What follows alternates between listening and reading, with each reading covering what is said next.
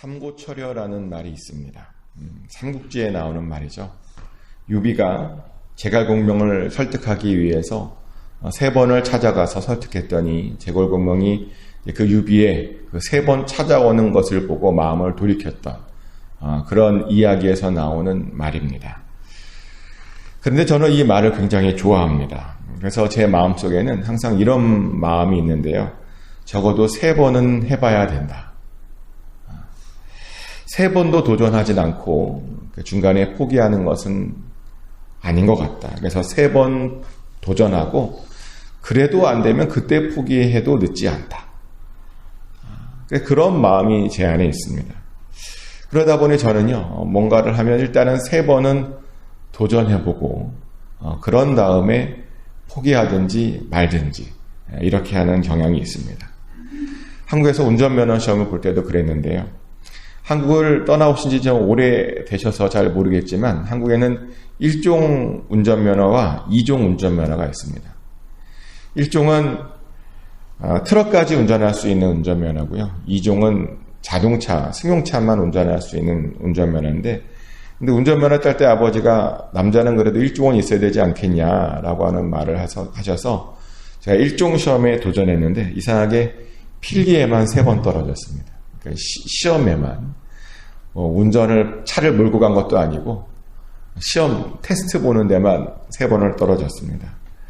그래서 얼마나 당황하고 억울했는지 모릅니다. 그래서 3번 정도 떨어지니까요. 어떤 마음이 드냐면 하나님이 나에게 1종을 허락하시지 않나 보다. 그래서 이제 2종으로 바꿔서 시험 봤고요. 시험 보니까 바로 붙더라고요. 1종 볼 때는 굉장히 많이 떨어졌는데 근데 이렇게 바꿨을 때요. 아쉬운 것은 없었습니다. 왜냐면 3번 도전해 봤잖아요. 열심히 한 거거든요, 나름. 그래서 아쉬운 것이 없어서 마음 편하게 2종을 가지고 운전을 했습니다. 그래서 저는 이제 3번 정도까지는 이렇게 하는데, 근데 어떤 사람 보니까 자기는 7.8개라고, 또 어떤 사람은 10번 찍어 안 넘어가는 나무 없지 않냐고, 이런 걸 하는 거예요. 그러니까 어떤 사람의 마지노선은 7번이고요. 어떤 사람은 10번. 10번 정도는 도전해보고 그래도 안 되면 자기는 포기한다. 그런 사람도 있더라고요. 근데 우리는 이렇게 보통 어떤 한계를 두죠. 무한히 도전하진 않습니다. 끝까지 계속 실패하고 그렇게 끝까지 가는 사람은 없고요. 근데 당황스럽게도 사단은 절대로 포기하지 않습니다. 사단은 끝까지 갑니다. 오늘 본문에 그런 장면이 나와요. 삼손과 드릴라의 관계를 보면 어떻게 보면 신자와 사단의 어떤 관계랑 굉장히 비슷한 그런 부분이 있습니다. 오늘 본문의 드릴라를 보면 어떻게든 삼손을 망가뜨리려고 하는, 자기를 사랑하는 그 삼손을 망가뜨리려고 노력하는 그런 모습을 봅니다. 다른 블레셋 사람들과 짜고 그 삼손의 힘의 원천을 알아내서 삼손을 어떻게 무너뜨리려고 하는 어떤 여인의 그런 노력, 끈질김 이런 것들을 봅니다.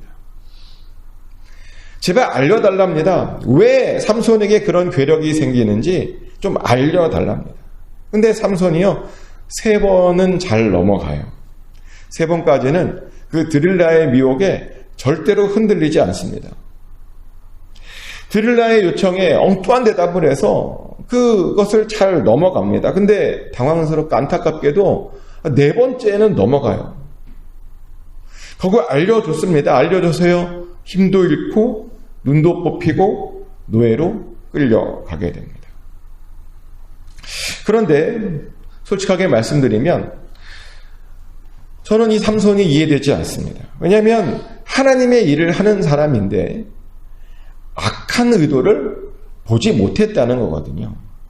드릴라 안에 있는 그 악한 계획과 악한 마음을 분별하지 못하고 그냥 거기에 속아 넘어간 겁니다. 하나님의 일을 한다는 사람이.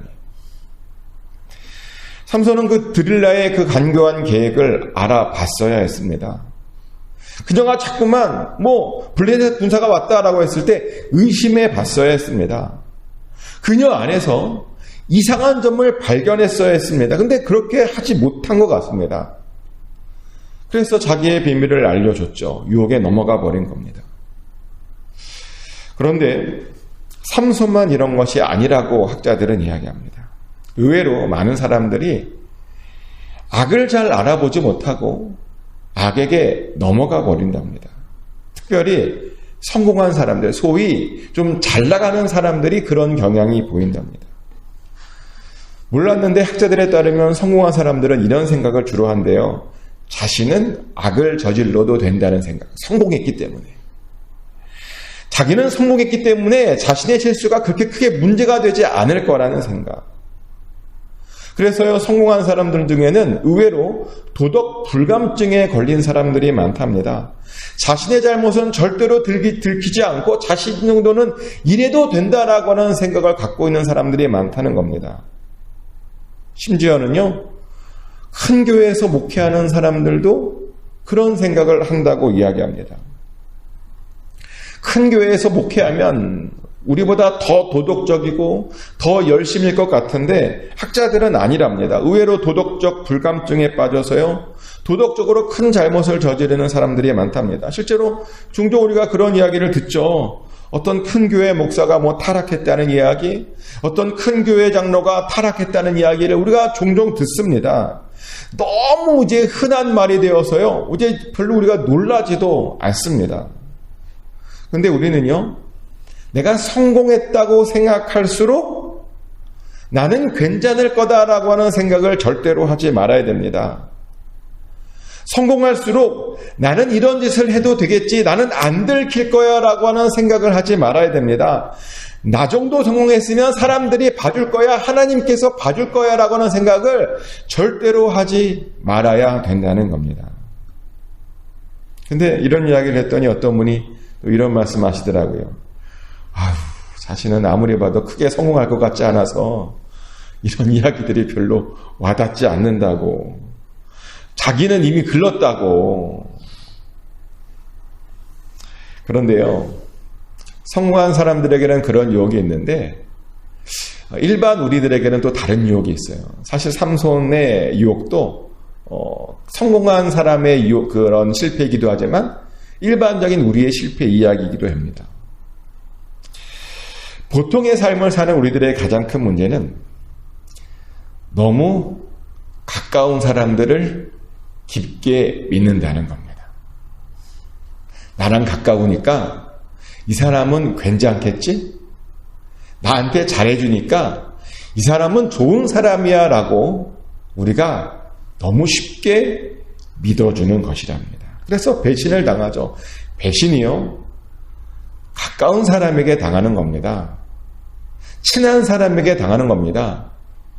내가 믿고 의지하는 사람에게 당하는 겁니다. 오늘 본문의 삼손도 사실 그런 겁니다. 믿는 도끼에 발등 찍혔습니다. 가장 사랑하는 사람에게 배신당했습니다. 근데 왜 이렇게 가까운 사람에게 배신을 당하나? 가까우면요, 그 사람의 허물을 잘 못 본대요, 우리가.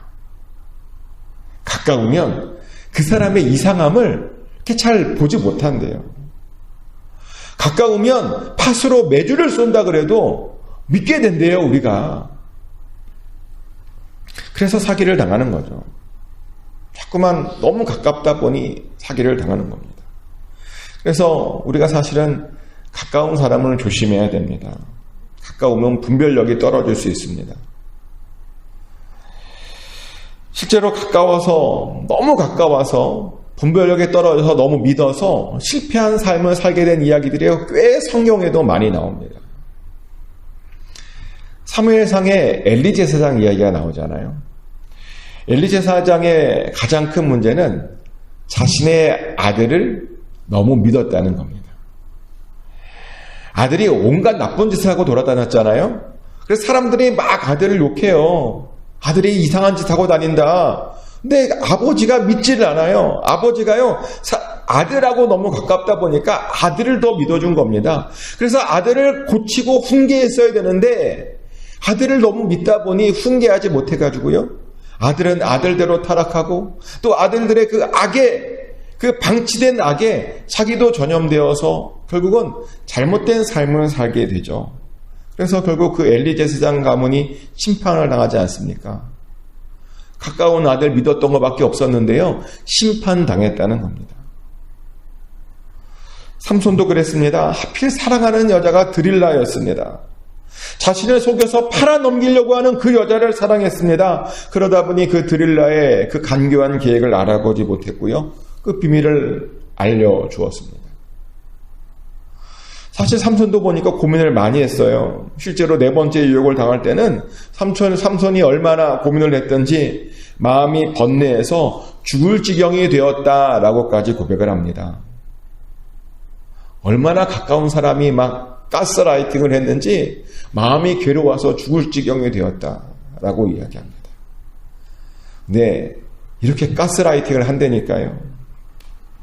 우리를 죄 가운데 빠지게 하려고 가장 가까운 사람을 이용해서 우리가 가장 신뢰하는 사람을 통해서 우리를 유혹합니다. 사단이요. 그래서 우리도 모르게 죄를 짓게 합니다. 그러다 보니 고민이죠. 가까운 사람을 조심하라 그러는데 이게 조심한다고 될 수 있는 것도 아니고, 사실 행복하게 살려면 가까운 사람 믿고 살아야 되잖아요. 가까운 사람을 의심하면 얼마나 불행한 삶입니까? 어떻게 하라는 걸까요? 도대체 어떻게 해야 되냐면요. 성령 충만 받아서 깨어 있으면 되는 겁니다. 성령을 받으면 되는 겁니다. 근데 삼손은요, 오늘 본문에 보면 성령을 받았다라고 하는 그런 말이 없어요. 사사기 16장을 다시 한번 읽어보십시오. 삼손이 드릴라를 만날 때 하나님의 신에 감동되었다라고 하는 그 문장이 없습니다. 보통 그 앞뒤는 다 뭔가 하나 할 때 다 있었거든요. 하나님의 신이 삼손에게 감동되었다라는 그런 문장이 있었는데 유독 드릴라를 만날 때는 그런 부분이 없습니다. 대신 하나님께서 삼손을 떠났다라는 그런 말만 있죠. 성령 충만하지 못했더니 드릴라의 유혹을 보지 못했던 겁니다. 넘어갔고요. 그렇게 고생을 할 수밖에 없었다는 겁니다. 그런데요, 우리가 성령을 받지 못하고 성령 충만하지 못하면, 깨어있지 못하면 우리가 그런 악들을 보지 못할 수 있다는 겁니다. 성령으로 깨어있지 못하면 아주 가까운 사람들을 안에 있는 그 악을 우리가 분별하지 못할 수 있다는 겁니다. 그래서 우리가 성령 충만해야 하는 이유가 여기에 있습니다. 악을 분별하려면 하나님께서 우리와 함께 해줘야 됩니다. 성령 충만해야 됩니다. 그런데 삼손은 그러지 못했습니다. 그래서 노예로 끌려갔죠. 그런데 참 감사한 것은요, 이 장면에서 하나님께서 삼손이 노예로 끌려갔을 때 그냥 그렇게 노예로 살면서 죽게 하시지 않으셨다는 겁니다. 우리의 자비로우신 하나님께서 다시 한번 삼손을 사용해 주셔서 삼손으로 하여금 마침내 마지막에는 더 큰 일을 할 기회를 주시죠.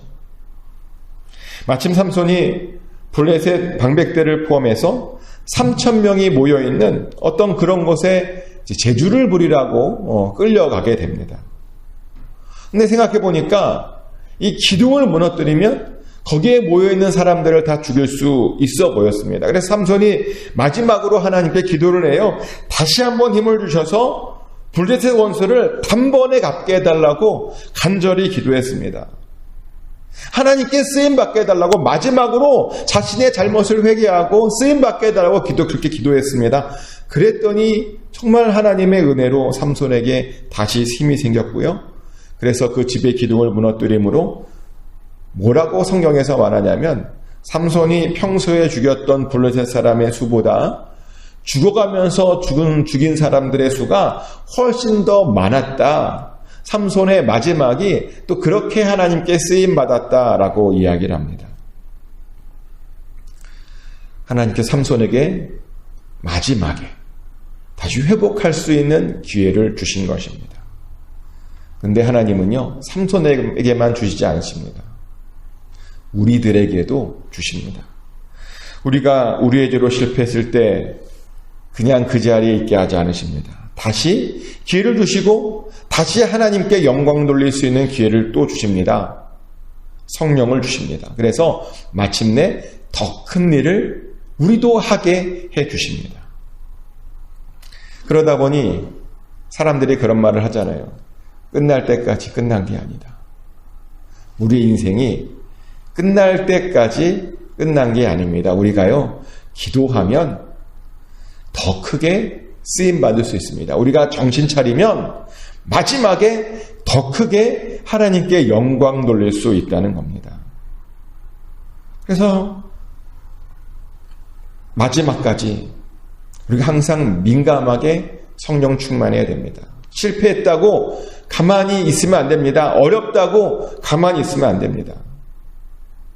힘을 내셔야 됩니다.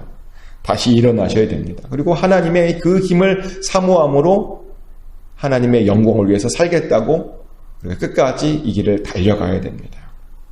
그러면 큰 일을 할 뿐만 아니라 여러분들을 통해서 여러분 주변에 하나님의 나라가 임하게 될 줄 믿습니다. 축복하는 것은 끝까지 포기하지 마십시오. 끝날 때까지 끝난 게 아닙니다. 하나님의 힘을 받아서 마지막까지도 끝까지 하나님께 크게 쓰임 받으시길 축복합니다. 그래서 여러분 주변에 하나님의 평화도 임하고 하나님의 승리도 고백되어질 수 있기를 예수 그리스도의 이름으로 축복합니다.